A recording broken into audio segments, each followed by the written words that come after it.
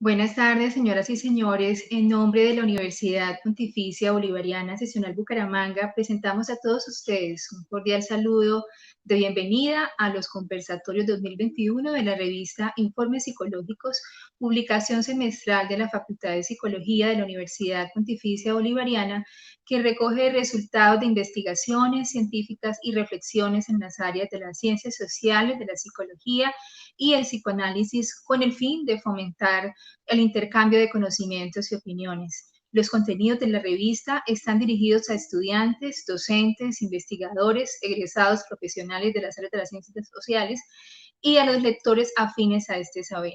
Para el día de hoy nos acompaña su editor Jesús Redondo, PhD de la Universidad Pontificia Bolivariana, psicólogo de la Universidad de Murcia, España, y doctor en psicología de la Universidad Miguel Hernández de Elche, docente interno, asociado y líder del grupo de investigación, análisis y transformación psicosocial de la Facultad de Psicología de la Universidad Pontificia Bolivariana. Y tenemos también el honor de que nos acompañe el investigador Jorge Arturo Martínez Gómez, PhD en Psicología de la Universidad Pedagógica y Tecnológica de Colombia y autor de la revista Informes Psicológicos. Amable audiencia, sean todos bienvenidos. Jesús, y a nuestro invitado el día de hoy, Jorge Arturo Martínez. Buenas tardes. Buenas tardes, bienvenidos y bienvenidas a todos a este nuevo espacio de conversación de nuestra revista de Informes Psicológicos, el primero de este año. Y bueno, pues como hemos indicado en otras ocasiones, pues se trata de una conversación con algunos de nuestros autores que han publicado en la revista, y le damos la bienvenida en el día de hoy a Jorge Arturo. Hola Jesús y Ginette, un placer para mí estar aquí en este espacio tan importante que han generado desde la Universidad Pontificia Bolivariana y desde la revista. Para mí es un gusto venir a acompañarnos y contarles un poquito sobre lo que estamos investigando y publicando en esta importante revista para la psicología y el país. Bueno, gracias a nuestro invitado el día de hoy, a Jorge Arturo. Y le doy la palabra a Jesús para que le demos continuidad a este conversatorio y quizás hablemos un poco, Jesús, de la revista científica Informes Psicológicos. Bueno, pues como ya habías indicado al inicio, la revista Informes Psicológicos es una revista con una periodicidad semestral. Nosotros publicamos 2 números en el año. Hemos ido haciendo un esfuerzo importante para publicar cada año, aumentando un poquito más el número de artículos, y artículos pues que están relacionados con la psicología y con ciencias afines a ella. Y bueno, pues con una cobertura temática, como digo, bastante amplia. Y bueno, lo que se pretende es poder abrir un espacio de academia, de ciencia, de conocimiento, a través de las publicaciones que hacen nuestros autores y autoras en la revista. Bueno, Jesús, muchas gracias por todo ese contexto de la revista Informes Psicológicos. Y bien, pues sin más preámbulos, iniciemos el conversatorio primero del 2021. Además, el año anterior estuvimos hablando con algunos autores también de artículos de la revista Informes Psicológicos. Y para esta oportunidad se compartirán experiencias y reflexiones en torno al artículo Duelo amoroso, dependencia emocional y salud mental en mujeres que han terminado una relación de pareja, del autor Jorge Arturo Martínez Gómez, quien está con nosotros el día de hoy.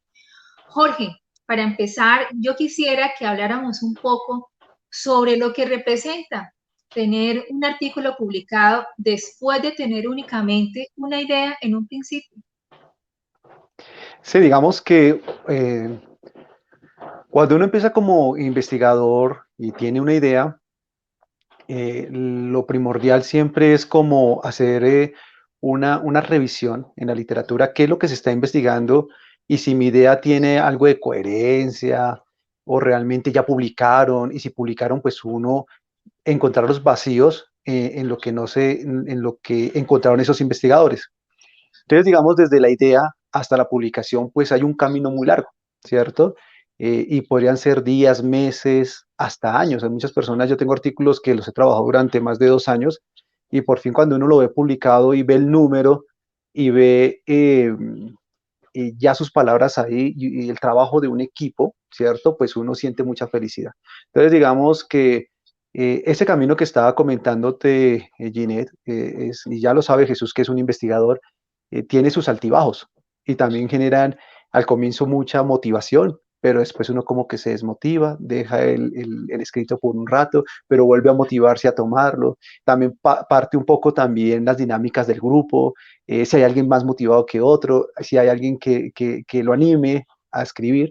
Y eso es muy importante para tenerlo en cuenta estos nuevos jóvenes investigadores, porque a veces uno se desmotiva, tiene una idea y como que hace una primera pesquisa, revisa y se desmotiva totalmente, como, no, ya lo investigaron, o tomo los datos, o monto el cuestionario, voy a retomar los datos, pero como que después se desmotivan y dejan pasar el tiempo y siempre ese proceso es muy importante, estar muy motivados. Entonces ya después cuando uno lo ve, viene algo que se llama la autocrítica, decir, ah, mira, falló esto, hubiésemos podido presentarlo así, o para un nuevo artículo sale estas nuevas ideas. Entonces digamos que es una alegría y además poderlo trabajar con una revista como la es de Informes Psicológicos, que hace una retroalimentación muy dinámica en el sentido de que está el editor en jefe hablándole a uno, y además retroalimentando, la retroalimentación también es muy rápida, intentan hacer los procesos académicos administrativos muy rápidos, muy ligeros, pues también le dan como ese procedimiento de rapidez y de gestión al trabajo, porque hay muchas revistas que te pueden enterrar el trabajo por mucho tiempo y al final no te lo aceptan. Entonces, digamos que eso también es un motivante, no solamente para uno como investigador, sino para las personas que están trabajando en la investigación, porque dos de las integrantes de este artículo fueron, digamos, como semilleras, trabajaron aquí en un grupo de investigación y también ver ahorita como profesionales su artículo publicado, eso les va a abrir las puertas, se muestran a la academia, a la parte científica y además en su parte laboral les va a aportar muchísimo. Entonces eso es una alegría muy grande. Sí, precisamente, pues yo quería comentar eso, que bueno, es un artículo muy interesante, pero no solo es Jorge Arturo el autor, sino que hay otras coautoras, en este caso pues voy a hablar porque también hay que citarlas a ellas, a Mónica Sandoval, a Mayuri Lisset Soler y Yoima Bolívar, también de la Universidad Pedagógica y Tecnológica de Colombia. En ese sentido, quería preguntar a Jorge Arturo, lo hemos preguntado a otros invitados que han estado con nosotros, y es la cuestión del ejercicio de publicar en grupo, porque cuando uno trabaja solo, pues uno es el que se pone sus tiempos, sus tareas y sabe lo que va a llevar a cabo para finalmente construir el artículo. Pero en este caso, ¿cómo fue la experiencia? Sí, Jesús, mira, yo pienso que parte también que como investigadores tenemos que tener una capacidad de trabajo cooperativo, ¿sí? Y no solamente con los grupos de trabajo internos de las universidades, sino también con los grupos externos, y no solamente a nivel regional, sino nacional, sino también internacional, hacer esas redes de trabajo. Y tú sabes que ahí juega la personalidad, las dinámicas de trabajo. Yo trabajo con personas de México, de Chile, trabajo en investigación con españoles y cada uno tiene sus propias particularidades, sus propios tiempos en el trabajo, la forma de ver la investigación, la escritura, ¿sí? Entonces digamos que trabajar en equipo, cooperativamente, a veces tiene que uno ceder muchas cosas y adaptarse. Como investigador tiene que ser muy flexible para la adaptación del trabajo en equipo, ¿sí? Hay momentos que toca nosotros trabajamos como, nosotros cuando trabajamos así con varias personas, hay una persona que lidera, ¿sí? Tú te vas a encargar de esta investigación, de este trabajo y todos vamos a apoyar. Pero esta persona que lidera tiene que tener una capacidad de dinámica, de motivar, de tener unos cronogramas, unos tiempos, de intentar cumplir, de ponerse serio en algunos momentos, ¿sí? Flexible en otros, de dar tiempos, pero también hay que exigir porque hay unos productos y unos compromisos que uno de pronto en un proyecto de investigación los puso como productos, y tú sabes que las universidades nos exigen que hay que cerrar los proyectos de investigación, entonces si hay compromisos, eso genera más, digamos, estrés, esos compromisos generan que la responsabilidad que hay que terminar, que hay que publicar. Entonces, digamos, especialmente con este trabajo, aquí teníamos a Marjorie y a Mónica, que eran estudiantes. Y teníamos a Yolima, que es de otra escuela. Yolima es de la escuela de enfermería. Pero veníamos trabajando con esta idea que sale de un trabajo de las chicas de pregrado. ¿Sí? Entonces empezamos a armar, montamos todo el proyecto y empezamos a hacer los equipos de trabajo. ¿Sí? ¿Cómo organizamos? Cada uno, digamos, se personaliza de un pedacito, ¿sí? Pero lo vamos armando en reuniones conjuntas y al final de eso armamos el artículo, ¿sí? Por ejemplo, la discusión, ¿cómo la hacemos? Después de haberlo armado, los resultados, empezamos a discutir, dar ideas, generamos un mapa mental de todo lo que podría ser la discusión y después le damos una de coherencia teórica, por ejemplo. Entonces generamos diferentes estrategias para poder construir y además que este era un artículo más que de tipo académico para enseñanza también de un proceso de investigación a las chicas, ¿sí? Para que se encarrilaran también. Entonces, digamos que el proceso es más educativo también, porque hay otros artículos que son un poco más ligeros, porque trabajamos con personas que tienen mucha experiencia investigativa y digamos que las dinámicas son totalmente diferentes. Entonces, cuando trabaja uno con semilleros y jóvenes, las dinámicas son más de enseñanza, de un proceso de aprendizaje también, para las chicas y para uno mismo, porque también tiene que aprender con ellas, pero hay otros grupos de trabajo que son más con investigadores muy expertos y que uno aprende de esos investigadores expertos, ¿sí? Entonces, digamos que este artículo en particular era con estudiantes donde ellas estaban aprendiendo también a cómo presentar datos, cómo analizar datos, cómo hacer una discusión, qué pasos lleva, por ejemplo, el artículo, ¿sí? Entonces, cada grupo se genera unas dinámicas, pero lo importante es siempre tener a alguien que motive, alguien que sea como ese pilar para el proyecto y que lo ayude a uno a motivar. Hay momentos de desmotivación, como todo, ¿no? Uno como, ay, otra vez sentarse 3, 4 horas diarias a escribir, deja de lado muchas cosas que son muy llamativas para uno, salir, compartir a veces con la familia, viajar, montar bicicleta, deja muchas cosas y tiene que uno generar esa motivación. Pero entonces para nosotros la investigación es un motivante muy fuerte. Pienso que siempre los grupos de trabajo tiene que haber alguien que sea como el líder, un líder de un trabajo y esa persona generar esas dinámicas de motivación, de buenos cronogramas, que se cumplen los cronogramas. Y eso nos pasó con este grupo. Excelente. Fue un proceso de aprendizaje además mutuo, ¿no? No solamente con la tarea de presentar un artículo, sino también de ellas en su trabajo investigativo y su caminar investigativo, retroalimentarse de toda esa experiencia. Bueno, Claro que sí. ahora sí entremos en materia, Jorge. Para empezar y entrar en contexto, voy a empezar enunciando el nombre del artículo. Duelo amoroso, dependencia emocional y salud mental en mujeres que han terminado una relación de pareja. Yo quisiera pedir que empezáramos por definir un conjunto de palabras aquí que se ven como normales, digamos, pero la gente no les diferencia mucho. Duelo amoroso y dependencia emocional. Sí, digamos que aquí trabajamos finalmente con 3 variables, ¿sí? Una, la que estás diciendo, que es el duelo amoroso, otra, la dependencia emocional, y finalmente estamos trabajando con todo lo que es salud mental, tanto físico como psicológico, pero trabajamos más con lo psicológico acá.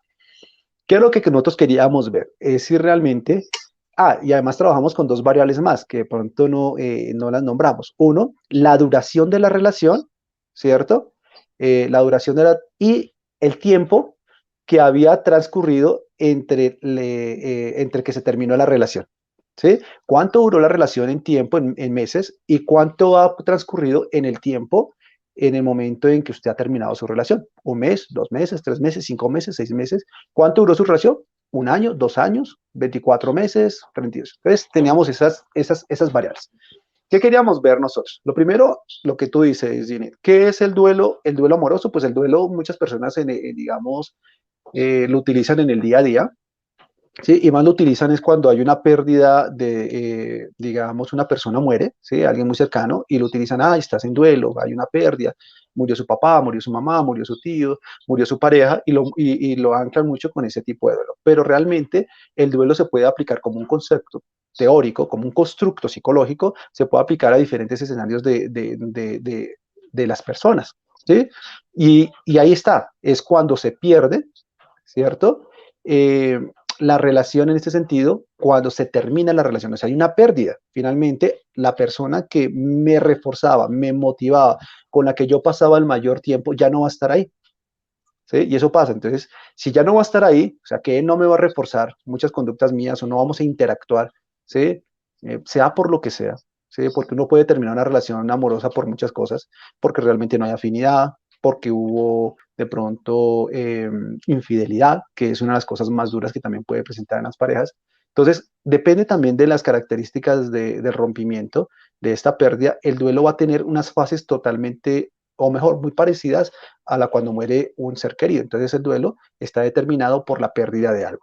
Y empieza desde pasar por unos estados como que no puede controlar la persona finalmente, hasta llegar a pasar por la ira, la tristeza, la aceptación, llegar a la aceptación, ¿cierto? Eh, y pasa lo mismo también cuando uno pierde un ser querido. Es el mismo duelo, pero digamos que tiene unas dinámicas un poco particulares, que es en una relación cuando termina.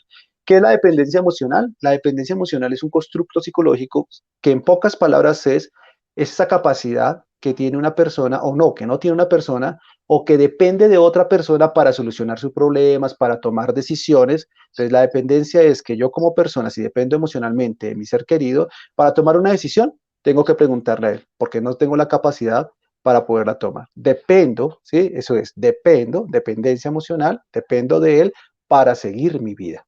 Finalmente es eso, ¿sí? Y lo de salud mental, pues ya lo conocemos que la salud mental, pues hay unos estados mentales que pueden ser afectados, hay unos estados mentales de alto riesgo, pues todos estamos en unas condiciones de poder caer en una depresión, en una ansiedad. Si lo vemos ahorita con el confinamiento, muchas personas pasaron estados mentales que están en estados mentales de alto riesgo, llegaron a una depresión, llegaron a una ansiedad, ¿sí? Otros pudieron evolucionar en cuadros clínicos un poco más complejos.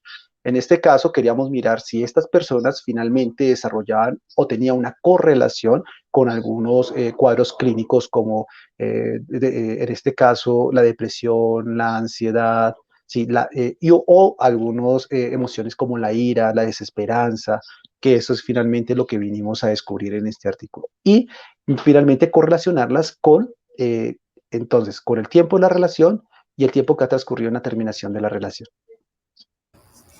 Muy bien, cuando nos contabas del trabajo de grupo, ¿no? De equipo, pues a mí me surgía una curiosidad y es un poco de dónde nace esta idea, ¿no? Porque pues evidentemente, claro que es muy interesante y cuando pues nosotros en nuestra revista publicamos los artículos, pues vemos que son temas que llaman la atención, que son muy interesantes. Aquí en los conversatorios también lo hemos visto, pero esa idea surge de algo. No sé si es a raíz del trabajo que venían haciendo en semilleros, es a raíz de una línea de investigación dentro de grupo o de tu trabajo. Y también la curiosidad por qué con mujeres, ¿no? Está centrado en las mujeres, entonces esa es una cuestión que no sé si nos puedes comentar algo. Sí, Jesús, imagínate que todo empezó porque se hizo una revisión en la clase del ejercicio que ellas hicieron con duelo amoroso y entonces empezamos a pensar, bueno, el duelo amoroso con qué podría estar relacionado, ¿sí? Bueno, el duelo amoroso podría estar relacionado con la dependencia emocional, esto podría llevar, ¿sí? Desencadenar en estados mentales de alto riesgo a personas que se depriman, que generan ansiedad, personas que no duerman, ¿sí? Que se ha afectado su ciclo de sueño y entonces entre el entre bromas, hacíamos un cuestionamiento, ¿sí? Yo les hacía un cuestionamiento. ¿Qué papel juega aquí? Por eso lo he nombrado el tiempo. Los papás dicen, y yo les decía, hay un dicho muy popular que el tiempo lo cura todo. Entonces, una de las variables que queríamos ver era eso, ¿sí? El tiempo lo cura todo. Realmente, cuando uno pasa el evento, no quiere decir que solamente el tiempo sea lo que vaya a curar, no, porque viene también depende también del estado mental en el cual se encuentra la persona, o en este caso, el cuadro clínico, si necesita realmente intervención, un tipo de intervención, si necesita algún pacientes que pueden llegar a necesitar medicación, pero lo que queríamos mirar a ver si hay una relación entre el tiempo que se transcurre en la terminación con la aparición de ciertas emociones. ira, rabia, desesperanza, ¿sí? Era una variable que queríamos controlar ahí, ¿sí? Aunque no es un estudio mediacional, no es un estudio explicativo, y ahí toca decir, no estamos explicando nada, solamente estamos diciendo que hay una covarianza, hay unas correlaciones entre tres variables y queríamos mirar a ver cómo estas variables habían una correlación con el tiempo en que duró la relación y con el tiempo en que terminó la relación, ¿sí? ¿Y qué encontramos? Más adelante lo vamos a hablar un poquito, pero rápidamente en resumen, es que el tiempo tiene una relación. Por ejemplo, entre más tiempo ha pasado entre que se termina la relación, las emociones negativas disminuyen y aumentan las positivas. Las personas terminan teniendo más esperanza. Entonces, mire que lo que estábamos hablando en ese momento era verdad. Los abuelos tenían parte razón. Al parecer, si tú terminaste hace 6 meses tu relación, hoy en día ya no tienes, bueno, sí, ya terminé, sí, pero tengo mayor esperanza, salgo, me he activado, hago las actividades que antes no hacía con él, sí, las que dejé de hacer, probablemente ya, digamos que mi forma de ver el mundo y percibirlo ha cambiado. Pero una persona que terminó ayer, pues tiene un pensamiento más catastrófico y probablemente eso le esté afectando, ¿sí? Lo mismo con la duración del tiempo. Al parecer, las personas que han durado mucho tiempo en su relación de pareja generan una dependencia, un tipo de dependencia, y esa dependencia va a generar que las emociones sean más fuertes y más duraderas. ¿Sí? Pero Perdón, o sale sea todo que no el, es que el tiempo, o sea, el tiempo no lo cura todo, pero sí ayuda. ayuda muchísimo. Entonces las personas, parte de eso es, claro, cuando yo trabajo con parejas y dependiendo también del tipo y personas que han tenido algún fracaso amoroso, parte de eso es que la primera estrategia es decir, ¿tú realmente no quieres saber más de él? ¿Quieres terminar tu relación? Sí. Entonces no le vas a contestar ningún WhatsApp. ¿Por qué? Porque si hoy no le contestas, pero le contestas mañana o pasado mañana, finalmente lo metemos en un ciclo, en un programa de refuerzo intermitente que él sabe que si hoy no te contesta pasado o la otra semana le vas a contestar, ¿sí? O si tú le mandas mensajes, o si lo sigues, ¿para qué? Entonces, tenemos que tomar otras medidas, pero el tiempo sí es una variable, sí es una variable que ayuda muchísimo a sanar, a sanar. Estamos hablando aquí del malestar emocional, ¿sí? Del dolor emocional, finalmente, estamos hablando del dolor. Y aquí también había otras variables que nosotros no pudimos controlar, ni tampoco las medimos, que probablemente es ¿por qué terminaron? Eso sí nunca lo preguntamos, pero después de ver el artículo publicado, que era una de las cosas que me estaban preguntando, uno se pregunta, bueno, muchas de estas personas, ¿por qué terminaron? No sabemos. ¿Qué fue lo que pasó? Entonces, es una variable que en otras investigaciones se podría ver, ¿no? Si el motivo por el cual se terminó la relación tiene o afecta o hace una variación en el comportamiento, en este caso de las emociones de las personas. Sí, probablemente sí, ¿no? Porque además que estamos hablando de una situación tan compleja donde hay muchísimas variables que pueden estar influyendo y que hace que después de esa ruptura, pues los comportamientos perdón, y las emociones y las condiciones pues sean diferentes, ¿no?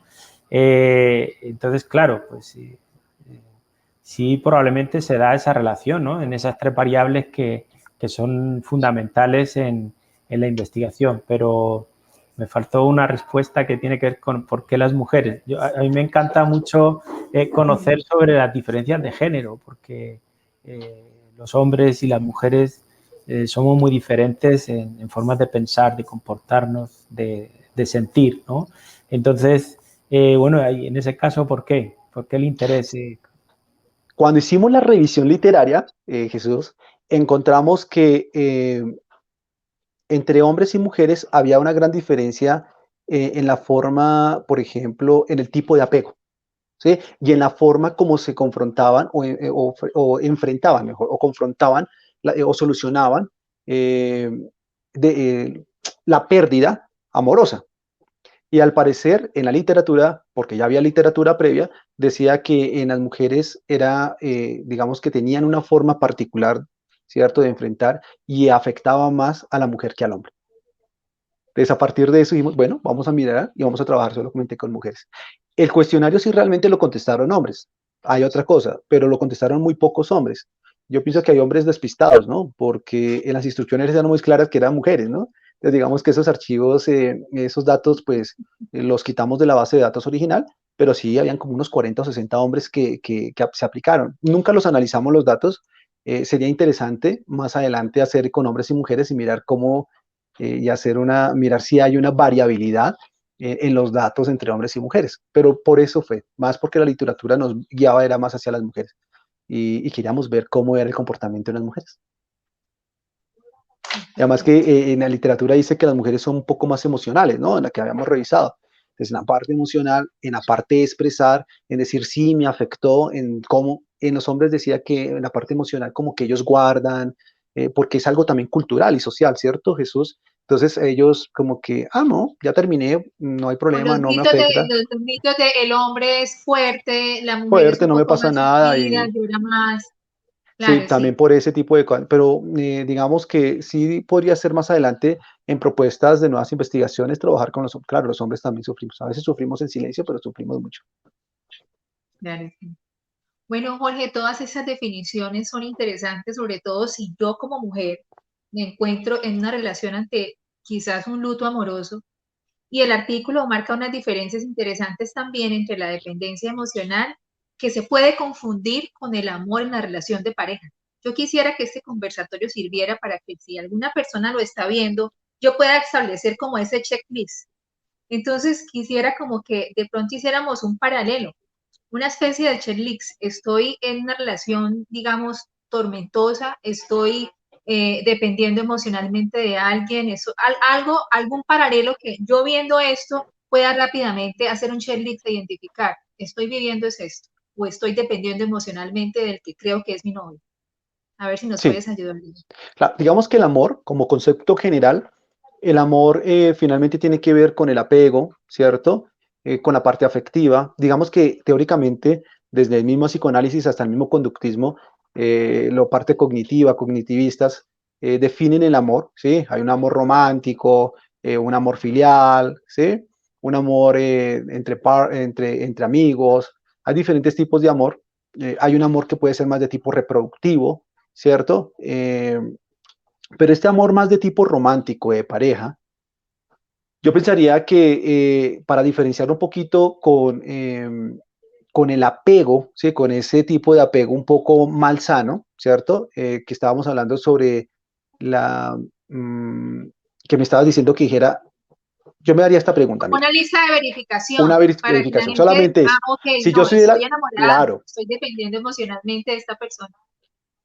pensemos lo siguiente, si yo digo y verbalizo continuamente, sin mi pareja no puedo vivir, sin mi pareja me moriría, si él no me ayuda, si él no me dice, o si yo para tomar una decisión tengo que consultarle, y si él no está de acuerdo conmigo, sufro emocionalmente, hay dependencia emocional. ¿Sí? Si yo verbalizo es que sin ti no puedo vivir, es que yo me moriría, me mataría, eh, eh, probablemente no estamos hablando de amor, sino estamos hablando de un problema de apego, una dependencia emocional, un apego mal adaptativo. ¿Sí? Ahí es donde las personas tendrían que preguntarse, ¿realmente lo que estoy sintiendo es amor? ¿Es algo sano? ¿Dónde queda la parte de individualidad? ¿Sí? Es que a nosotros, miren, nos enseñan desde muy pequeño que pareja es como aquello que no se suelta, algo que están unidos. Y al parecer, las parejas pierden su individualidad. Entonces a las mujeres les enseñan que hay que a veces en ciertos lenguajes que tienen que ser sumisas y al hombre, ¿cierto? Le pueden decir que tiene que ser un poco autoritario. Pues hoy en día no juega ese papel, ¿no? Porque hay mujeres muy autoritarias y hombres muy sumisos. ¿Sí? Eso también lo podríamos ver. Pero hay roles que nos muestran socialmente papeles que tienen que desarrollar tanto el hombre como la mujer en una relación de pareja, que finalmente es una construcción social. Y finalmente también esta pareja van a generar acuerdos o convenciones, acuerdos para poder interactuar. ¿Sí? Esos acuerdos y convenciones son supremamente importantes. Pero si yo tengo ya unos esquemas, una forma de ver la relación de pareja, que es que yo no puedo vivir sin él, que él es el único hombre o ella la única mujer, y sin él me muero, o sin él no puedo vivir, o si he pensado, por ejemplo, cosas como, si no es conmigo, con nadie, Wow. ahí estamos hablando de un problema, ya, de un problema de apego maladaptativo, ¿sí? De dependencia emocional, ¿sí? Que Y podría además, ser malsano. además que también hay una serie de factores ahí sociales muy fuertes que tienen que ver de pronto con mitos, mitos de amor romántico, que como tú dices, desde muy pequeños tal vez no los están inculcando a nivel familiar, a nivel pues escolar, televisivo, ¿sí? Y ese sexismo que hay en la sociedad que también son variables que creo que pueden influir en eso mismo, ¿no? En que se lleven a cabo o tengamos una relación que no es del todo sana, ¿no? Entonces lleva a que pues tengamos todo ese tipo de problemas emocionales, de dependencia y ¿sí? Inclusive pues en algunos casos hasta fatídicos porque se permite un poco inclusive la violencia, ¿no? Dentro de la pareja. Sí. Sí, y mire que esto es interesante porque finalmente la persona que tiene dependencia emocional no evoluciona, siempre va, sus esquemas mentales son ahí, ¿sí? Muy estrictos, muy, Rígidos. no permite, muy rígidos, no permite el cambio. El amor cambia, el amor dependiendo también de la evolución de la relación va a cambiar, ¿sí? Al inicio va a ser más erótico, sí, más romántico, pero digamos que al transcurso de la curva, que podríamos, si lo graficáramos como una curva, finalmente va a tener, el amor va a evolucionar. Probablemente en una pareja de 15, 20 años, lo erótico y lo romántico ya es diferente. Probablemente esté pensando en otro tipo de amor, ¿sí? Un amor más filial, ¿sí? De acompañamiento. Claro que hay erotismo y todo, claro, porque no se puede desligar, pero el amor evoluciona. Cuando es bien sano, el amor toma una curva y evoluciona. Claro, aquí estamos hablando también del enamoramiento, ¿sí? Que es una de las etapas iniciales del amor, ¿sí? Pero el amor bien, digamos, llamémoslo así, entre comillas, sano, tiene una evolución muy satisfactoria en las relaciones de pareja. Sí, diferente a las personas que tienen dependencia emocional. Eso no evoluciona. Y cuando terminan buscando otra persona con las mismas características que le ayude a tomar decisiones y terminan generando el mismo patrón de comportamiento. Ahí es donde sí tienen que ir. Iba para allá, Jorge, iba a decir, con el tema de la evolución, pero ¿se puede pasar en una relación de la dependencia emocional al amor real o no? Ah, no, mira, todo se puede, ¿no? Aquí lo que buscamos es identificar a esas personas realmente. Ya entra el quehacer psicológico, el profesional y el profesional de la salud mental, en este caso el psicólogo que le ayuda a esta persona a identificar este patrón poco adaptativo, ¿cierto? Le ayuda a regular sus emociones, a solucionar sus problemas, identificarse, me imagino. Depende también del enfoque psicológico, el análisis funcional que le haga para cada caso y le puede ayudar, claro que puede mejorar muchísimo, ¿sí? Muchísimo, muchísimo. Jorge Arturo, volviendo un poco al tema del duelo, ese proceso de duelo que contabas al principio del conversatorio y que en el artículo pues se habla de diferentes fases, ¿no? No sé si de pronto nos podías contar un poco sobre esas fases porque está claro que dependiendo de todos esos factores que estamos hablando, pero dependiendo tal vez de la fase en la que se encuentre la persona, pues puede llevarla a que tome unas decisiones que puedan ser más o menos saludables, ¿no? Sí, digamos que la primera fase, entonces estaríamos hablando cuando la persona entra y no quiere aceptar, ¿cierto? La situación. Entonces, no acepto lo que está pasando, no acepto el problema, después viene la ira, después viene como un poco la depresión, ¿sí? Como la tristeza, la angustia y finalmente a aceptar el problema, ¿sí? Pasarían como esas cuatro fases rápidamente así. Y depende también, entonces por eso es que la cuarta fase es la aceptación y por eso es que si lo vemos en un largo del tiempo, si estamos hablando que la cuarta fase es la aceptación, por eso es que las personas al final tienen mayor esperanza, se sienten mejor, como, ah, sí, ya me acuerdo de él, pero ya no, ya no me importa, ya no me siento mal, sí, me activo un poquito fisiológicamente, vienen algunos pensamientos, me da como rabia un poquito, pero ya no es esa intensidad que al inicio. Entonces, digamos que depende de la fase también en la que esté y esa fase también va a estar pues enmarcada en un tiempo, en unos momentos específicos después del duelo. Entonces, depende también de la fase en la cual se encuentra la persona y eso también lo debimos analizar en el artículo. Y ahí lo decíamos, depende de la fase que se encuentra la persona, pues la persona va a tener ciertas características tanto en su salud mental como en las emociones que exprese, ¿cierto? La persona va a ser de pronto estar en un estado más triste, más melancólico, más depresivo, más ansioso, o puede ser que las emociones positivas como la esperanza, ¿sí? La búsqueda de ayuda, ese tipo de acciones más positivas finalmente la persona le puedan salir. No quiere decir que todas las personas pasen de una forma fácil por todas las etapas, probablemente. Ahí viene la variable que estábamos hablando de dependencia emocional. Si es una persona que tiene mayor dependencia emocional, probablemente se quede estancada en algunas de las etapas. Y ahí es donde entraría el psicólogo a ayudar, a sacarlo de esa etapa para poder que haga finalmente su tránsito y pueda hacer una aceptación. Jorge, quiero leer una parte del artículo que dice, se encontró que las emociones negativas que experimentan las mujeres al terminar una relación de pareja están relacionadas con el tipo de dependencia emocional, probablemente porque las personas que son dependientes emocionalmente en sus relaciones manifiestan mayor miedo a la soledad, tienen más necesidad de afecto y sentimientos de ser queridos, presentando un aumento en síntomas de depresión y ansiedad. Yo quisiera que habláramos un poco de esto, porque pareciera que el amor viniera por la simple necesidad de no estar solo y esperar recompensas afectivas. ¿Es un patrón esto, según esta muestra de 236 mujeres? Digamos que nada en psicología se puede hablar como patrón, ¿sí? Aquí estamos hablando de variabilidad. Lo que encontramos es una relación, en este caso un poco positiva. ¿En qué sentido? En que las mujeres que puntuaron más en cierto tipo de dependencia emocional, ¿cierto? También puntúan más en ciertas emociones negativas, como la depresión, la ansiedad, esto. Entonces pareciera ser que las personas, mujeres que tienen alguna afectación emocional, que probablemente en su crianza, porque estamos hablando que la dependencia emocional, uno no nace con la dependencia emocional, sino es un proceso de aprendizaje, y donde uno aprende más en su familia, ¿sí? La forma como observa que sus padres interactúan, cómo sus padres interactúan con uno, sus amigos, su contexto, eso se construye, es una construcción.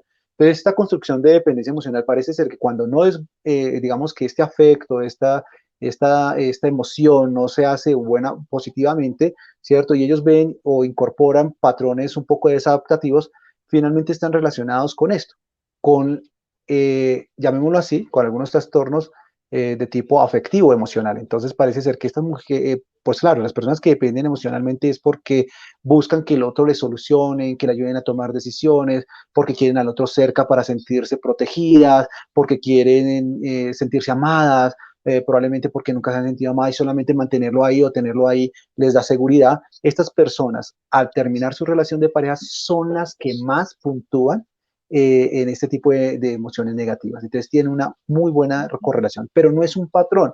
No quiere decir que todas las mujeres que tengan dependencia emocional Siempre. vayan a tener ese tipo de comportamiento o presentar las emociones negativas de esta forma. No, lo que estamos diciendo es que hay una correlación, ¿sí? Y positiva, en este caso, a mayor esta variable, mayor esta otra variable, ¿sí? Pero no es un patrón, no a todas les va a pasar lo mismo, porque es que eso es lo que decía hace un momento Jesús. ¿De qué depende? Pues depende de muchas variables. Esto en las ciencias sociales y especialmente en la psicología, decir que hay algo que es constante o que es un patrón estable, ¿sí? No, no, pero sí hay una correlación. Hay algo ahí que toca estudiar. Sí, claro, eso es clarísimo. Hay una cuestión que a mí me llama la atención del artículo y un poco también haciendo referencia a un autor que es Cabo de Villa y habla un poco pues claro, cuando nosotros vivimos situaciones que pueden ser estresantes o situaciones dolorosas, como en este caso, pues juega un papel muy importante las estrategias de afrontamiento que tenemos las personas. Evidentemente, esa estrategia de afrontamiento puede ser que nos funcione muy bien en una situación, pero en otra situación similar no nos funciona, porque, como decimos, hay muchísimas variables en los diferentes momentos, ¿no? Entonces, digamos que algo que ya se ha comentado, que una estrategia fundamental para manejar un poco el duelo es el darse tiempo, ¿no? El darse tiempo para, pues digamos, como restablecer un poco esos procesos psicológicos que se han visto afectados, como restablecerse un poco mentalmente, emocionalmente, etcétera, y aceptar los cambios de la vida, ¿no? Esa aceptación es muy difícil a veces, ¿no? Y por eso encontramos que hay personas que están mucho en ese duelo, demora mucho en salir de esa fase que estamos hablando ahora.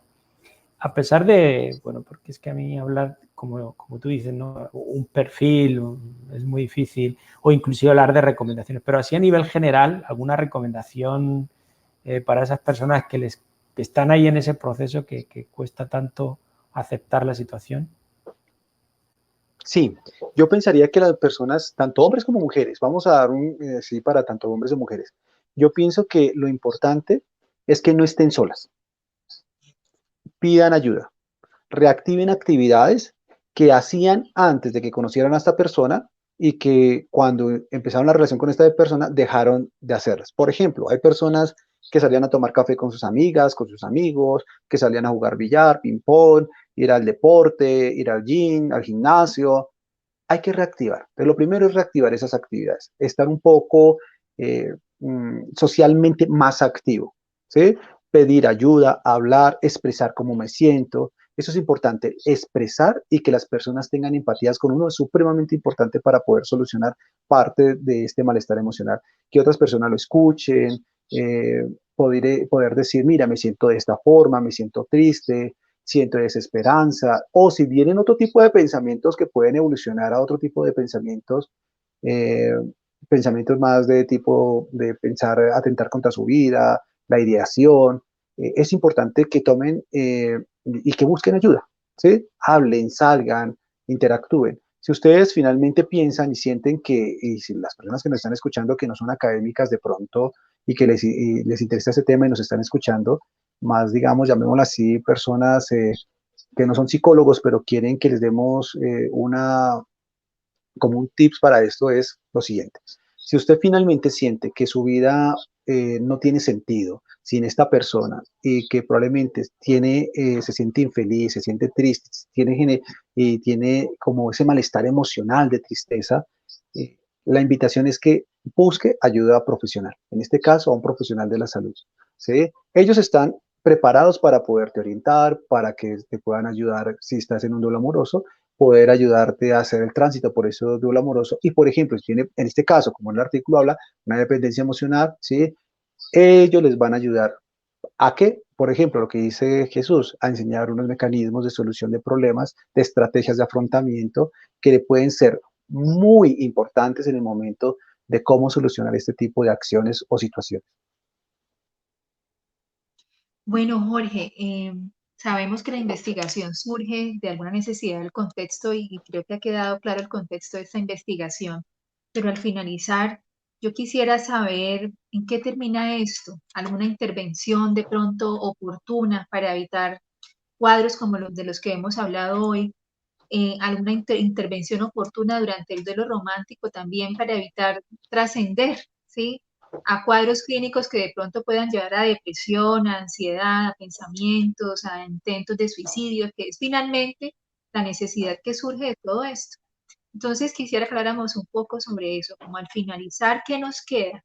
¿Para dónde vamos? Y la intervención oportuna, tan importante. Ojalá que se tuvieran en cuenta todos estos estudios para tomar decisiones sobre la salud mental. Sí, Ginette, mira, digamos que en este momento nosotros estamos con el grupo de investigación trabajando una línea muy fuerte que es con adolescentes. Nosotros trabajamos toda la línea que es violencia en las relaciones de pareja. Entonces trabajamos con todo lo afectivo y amoroso de los adolescentes. Hemos diseñado un programa, pero está más dirigido, se llama Querámonos Bien. Querámonos Bien es un programa que le enseña a los jóvenes a tener relaciones saludables. Pero no solamente este programa está diseñado es para prevenir la violencia en las relaciones de pareja, el acoso, la violencia sexual, la violencia física. ¿Y cómo? Pues miren, les enseñamos a los chicos a cómo dialogar, a manejar la ira. Entonces, por ejemplo, tenemos un programa, unos de las sesiones que llaman No te armes videos, que es más de los celos, el manejo de la ira. Entonces, ¿qué hago cuando me hierve la sangre? Les enseñamos. Pero ya viendo con esto ya trabajando con esta línea ya de la parte más del duelo amoroso, de la pérdida afectiva, estamos trabajando en el diseño de un programa. Estamos en todo lo que es la parte inicial, que es revisar la parte de la revisión. Probablemente más adelante va a salir una revisión sistemática frente a este trabajo. pero no hemos armado todavía como el programa, pero lo queremos armar con un diseño preexperimental, cuasi experimental y un experimento puro, aunque en ciencias sociales y menos en psicología se puede hablar de un experimento puro y menos en estas condiciones, pero queremos ponerlo como mostrar realmente la eficacia, la eficiencia y la efectividad de este tipo de programas. Realmente tienen un impacto, realmente ayudan, a qué tipo de problemáticas ayudan. Entonces estamos en ese diseño, pero actualmente no lo tenemos montado. Pero sí seguimos en esa misma línea ayudando a los jóvenes, ¿no? Y sí hemos hecho intervención y tenemos intervención, digamos que probada, que les pueden ayudar, no directamente con este problema, pero sí indirectamente a aprender solución de problemas, manejo de la ira, cómo tener relaciones saludables, sanas, se le habla un poquito sobre dependencia. Es muy interesante el programa, pero no directamente, este programa, querámonos bien, no está dirigido para casos como lo que trabaja el artículo. Sí, Bueno, pero de todas formas me parece muy interesante porque, pues, evidentemente estos temas no podemos hablar de edades, no podemos decir que son temas exclusivamente de adultos, porque también se dan estos duelos, estas dependencias también se dan en edades inferiores, en adolescentes, inclusive, pues bueno, creo que sería bien interesante enseñar a los niños desde pequeños a no, pues, a ser independientes, a poder manejar los duelos, porque como decías al principio, un duelo puede ocurrir por la pérdida de cualquier cosa, ¿no? Y entonces yo pienso que siempre los programas desde tempranas edades van a ser muy buenos y van a tener un impacto para cuando esos niños, esos jóvenes o adolescentes pues sean mayores, tengan un mayor manejo de estas situaciones que, bueno, pues que en algunos casos se maneja mejor, peor, y en otros casos nos vamos al extremo donde pues tiene una afectación en su salud mental bastante grave, ¿no? Entonces me parece como muy interesante lo que están haciendo por allá. Sí, y mira, Jesús, tú y Ginette, ¿dónde es donde uno empieza las relaciones románticas? ¿Dónde empieza a enamorarse? ¿Dónde tiene el primer enamoramiento? En la adolescencia. Y mira que nosotros hemos, antes, el novio o novia, las relaciones afectivas en jóvenes empezaba más o menos, uno pensaba, en mi época, 16, 17, y eso que yo no me considero viejo, 18, ¿sí? Hoy en día los chicos no, de 12, 13 años y menos les digo, ya empiezan a hablar sobre esto, ¿sí? wow. Y empiezan a hacer así como dice nuestro programa, no se arme videos, se arman videos, ¿cierto? Entonces lo que dice Jesús es supremamente importante. A los chicos hay que trabajarles esto.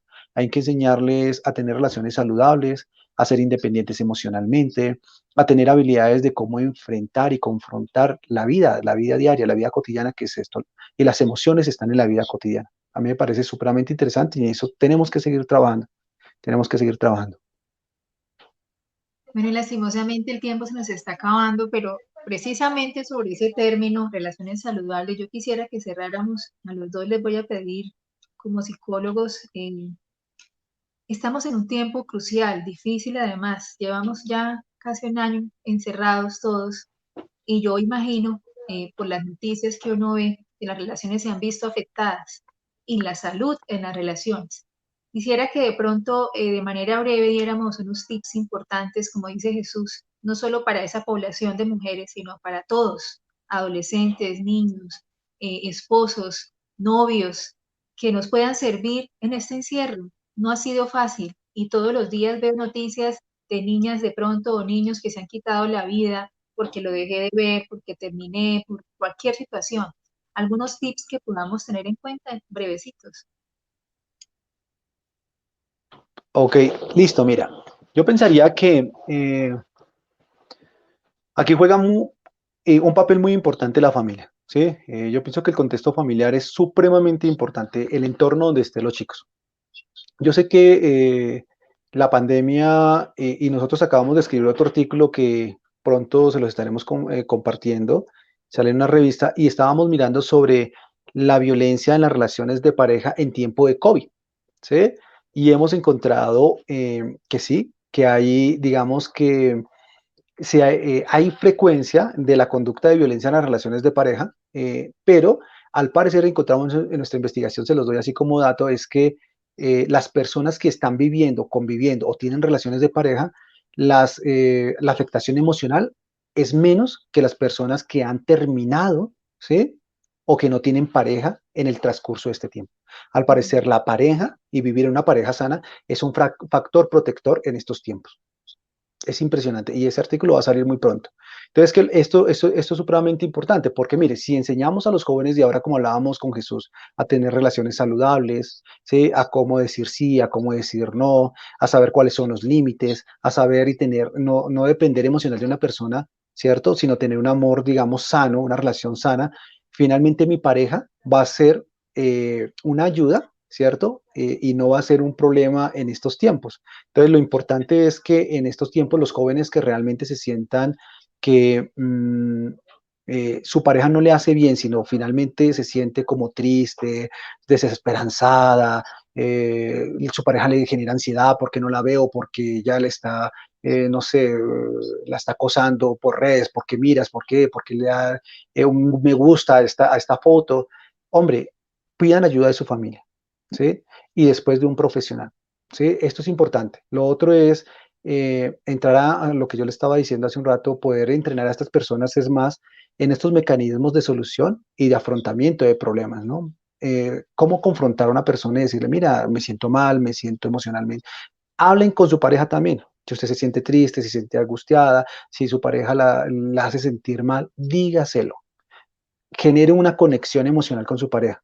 Si esto no funciona, es mejor que pide ayuda en otro lado, porque finalmente su pareja si ella no hay una conexión emocional con esta persona que usted considera un ser querido, un ser amado, pues finalmente el cambio no va a ser tan fácil para él. No quiero decir que no pueda cambiar, eso que el cambio es difícil. Entonces, una recomendación es, conéctense emocionalmente con ellos, díganle cómo se sienten en este momento, y si esta persona no tiene conexión emocional, pida la ayuda de otra persona. Es importante que pidan ayuda. Y más, si en estos momentos realmente ustedes sienten que es una víctima de violencia, tanto hombres como mujeres, si se siente que es víctima de violencia, busquen ayuda. Busquen ayuda. Sí, bueno, Jorge Arturo lo dijo todo. Yo sí soy, como lo comentaba antes, sí soy como cierto defensor de poder trabajar todo ese tipo de estrategias de manera temprana. Es verdad que los jóvenes cada vez comienzan a tener relaciones de pareja pues, en edades cada vez más tempranas. Bueno, que Jorge Arturo es más joven que yo, pero sí yo también, pues digamos que esas relaciones empezaban a unas edades, en mi caso, que no tienen nada que ver con ahora. Y entonces, pues, yo pienso que toda relación de pareja, relaciones familiares, tienen momentos de conflictos, ¿no? Entonces, el saber manejar esos conflictos creo que es fundamental, ¿no? Y eso no nos lo enseñan. A veces, pues, en nuestras relaciones familiares no se dan como esas herramientas para poder manejar esos conflictos en pareja o conflictos, como digo, inclusive de amistades y demás. Y cosa que, pues en esta situación que estamos viviendo tampoco ayuda mucho, ¿no? Porque hemos vivido, bueno, ahora hay cierta apertura, pero hemos vivido unas épocas muy difíciles en el año 2020 donde no podíamos salir y teníamos que compartir unos espacios físicos que antes no compartíamos en momentos muy determinados del día y ahora es durante todo el día, ¿no? Entonces, eso también acrecenta un poco el problema, puede acrecentarlo, pero también si sabemos manejarlo, nos puede ayudar en ese tipo de problemas, ¿no? Es un poco como corroborando lo que decía Jorge Arturo. Bueno, muchísimas gracias, Jesús. Agradecimientos al autor Jorge Arturo Martínez Gómez por estar presente el día de hoy y los agradecimientos por esta contribución conceptual e investigativa tan importante de aporte a la academia, a la educación en Latinoamérica y a la cultura científica. Jorge, muchas gracias. No, a ti, Ginette, a Jesús, a la Universidad, a la Pontificia Bolivariana, muchas gracias, y a la revista, ¿no? Informe Psicológico, muchas gracias por estos espacios que son muy importantes. Espero poderlos acompañar en el futuro. Claro que sí. Bueno, Jorge Arturo, gracias también por parte de mi persona, pues dentro de mi labor en la edición de la revista, por toda la colaboración en el proceso de la publicación del artículo y también pues hacer extensible la gratitud a otras coautoras, y estoy seguro que nos encontramos en otro conversatorio donde nos puedas compartir todas esas cosas bien interesantes que están haciendo por allá, por Tunja. Claro que sí, Jesús, un abrazo. Gracias. Gracias. Bien, y gracias a la audiencia que nos acompañó al conversatorio de autores de la revista Informes Psicológicos, publicación semestral de la Facultad de Psicología de la Universidad Pontificia Bolivariana. Jesús, para cerrar, si nos puedes recordar la manera para publicar y de pronto las redes. Sí, bueno, pues como hemos comentado en otros conversatorios, la revista Informes Psicológicos tiene una convocatoria abierta, es decir, durante todo el año se pueden enviar los trabajos de las personas que estén interesadas, autores, investigadores, inclusive, pues como hemos visto en este caso, estudiantes de semilleros y que tengan interés en poder publicar su artículo en nuestra revista. En la página de la revista se encuentra toda la información que está relacionada con el proceso, desde lo que es el envío de un manuscrito hasta pues cómo va a ser todo ese proceso editorial hasta que el momento en que es publicado. E igual pues en redes sociales, tanto en Facebook como en Twitter, tenemos información de la revista y por supuesto nosotros siempre pendientes y atentos a cualquier envío y a estar colaborando en todo el proceso. Bien, muchas gracias, Jesús, y a ustedes. Nos vemos en una próxima oportunidad en los conversatorios de la revista Informes Psicológicos. Muchas gracias.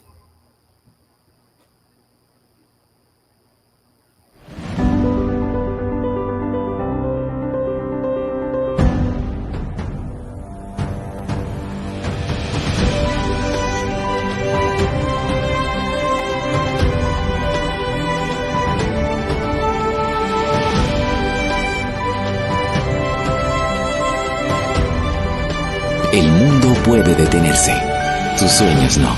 Elige bien, elige UPB.